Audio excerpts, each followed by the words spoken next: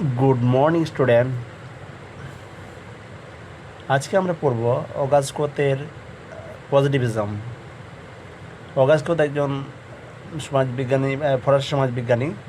তিনি বিশেষত তাকে সমাজবিজ্ঞানের জনক বলা হয়।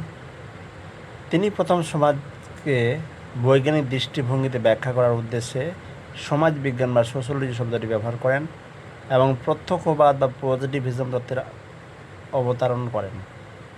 এই পজিটিভিজম বিষয়টি কি সেটা আমরা আলোচনা করব।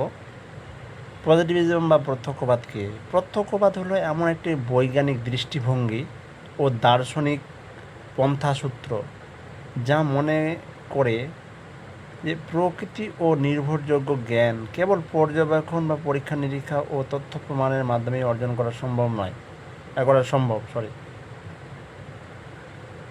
অগাস্কোতের মতে প্রাকৃতিক বিজ্ঞান যেমন পদার্থবিজ্ঞান, রসায়ন যেভাবে সুনির্দিষ্ট প্রাকৃতিক নিয়মে চলে, মানব সমাজে ঠিক তেমনি নির্দিষ্ট কিছু সামাজিক নিয়মের অধীনে পরিচালিত হয়। কাল্পনিক ধারণা, ধর্মীয় বিশ্বাস, অন্ধ অনুমান নয়, বরং বৈজ্ঞানিক পদ্ধতিতে ব্যবহার করে সমাজের এই নিয়মগুলি আবিষ্কার করাই হলো পজিটিভিজমের মূল লক্ষ্য। প্রত্যক্ষবাদীর মূল ভিত ও নীতিসমূহ। অগাস্কোত পজিটিভিজমের প্রধানত কয়েকটি গুরুত্বপূর্ণ ভিতের উপর প্রতিষ্ঠা করেন। তার যে তিনটি স্তর হচ্ছে সেটা হচ্ছে, তাকে আমরা বলবো ল অফ থ্রি স্টেজ। এই প্রত্যক্ষবাদের মূল ভিত্তি করেই এই নীতিগুলো গড়ে উঠেছে। তিনি প্রথম যে স্টেজের কথা বলছেন তা হলো ল অফ থ্রি স্টেজ। আমি যে স্টেজের কথা বলছি, তিনটি stage, law of three stage. তিনটি স্টেজের মধ্যে একটা হচ্ছে, প্রথম স্টেজ হচ্ছে থিওলজিক্যাল স্টেজ, ধর্মতাত্ত্বিক স্তর। প্রাথমিক যুগে মানুষ সব ঘটনাকে ঈশ্বর বা দেব দেবীর বা অলৌকিক শক্তির কাজ বলে মনে করত। যে স্তরটাকে বলা হচ্ছে থিওলজিক্যাল বা ধর্মতাত্ত্বিক স্তর। দ্বিতীয় স্তর, এখানে এক প্রত্যক্ষবাদীর মাধ্যমে তিনি দেখাতে চেয়েছেন যে সমাজ কীভাবে বিবর্তনের মাধ্যমে এগিয়ে চলেছে এবং সমাজের মধ্যে কীভাবে প্রোগ্রেস বা প্রগতি আসছে, সেই জায়গাটা তিনি দেখাতে চাইছেন। দ্বিতীয় স্টেজ হচ্ছে মেটাফিজিক্যাল স্টেজ। এই স্তরে অলৌকিক বদলে বিমূর্ত বা দার্শনিক চিন্তা বা পরম শক্তি বা প্রাকৃতিক ধারণাকে প্রাধান্য দেওয়া হয়।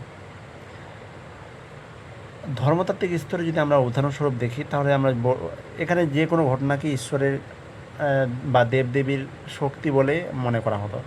অর্থাৎ বৃষ্টি পড়ছে, বৃষ্টি কে করাচ্ছে? কোনো দেবতা করাচ্ছে, তার জন্যই বৃষ্টি হচ্ছে।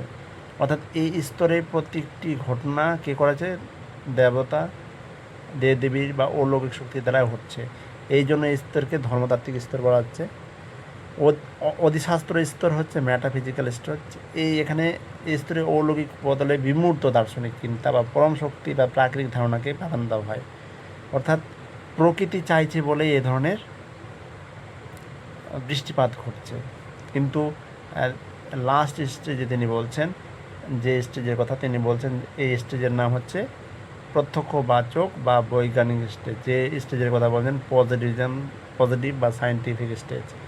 এটি আধুনিক ও চূড়ান্ত স্তর। এখানে মানুষ কাল্পনিক ব্যাখ্যা ছেড়ে পর্যবেক্ষণ, অভিজ্ঞতা, বিজ্ঞানের নিয়মের সাহায্যে সত্য উদ্ঘাটন করে। অর্থাৎ বৃষ্টি কেন হচ্ছে সেই কারণটাকে জানার চেষ্টা করছে এবং সেটাকে প্রমাণ করিয়ে সেটাকে বৈজ্ঞানিক উপায়ে প্রমাণ করে দেখিয়ে দিচ্ছে যে বৃষ্টি এই কারণে হচ্ছে। অর্থাৎ জলীয় বাষ্প, নদীর জল যখন জলীয় বাষ্প হয়ে আকাশে উঠছে, আকাশে হয়ে যখন ঠান্ডা হয়ে যখন ভারী হয় আর বালিকণার সাথে যুক্ত হয়ে যখন একটা বিভিন্ন যে উপরে যে জলীয় বাষ্পগুলো একে অপরে ধাক্কা লাগার ফলে যে নিচে নেমে আসে, তাকে আমরা বৃষ্টি আকারে সেটা বলি। তো তিনি এই যে তিনটি স্টেজের মাধ্যমে তিনি দেখাতে চাইছেন যে প্রত্যক্ষবাদ হচ্ছে এমন একটি স্টেজ যেটি বৈজ্ঞানিকভাবে ব্যাখ্যার মাধ্যমে আমরা সব কিছুকে উদ্ঘাটন বা প্রমাণ করার চেষ্টা করি।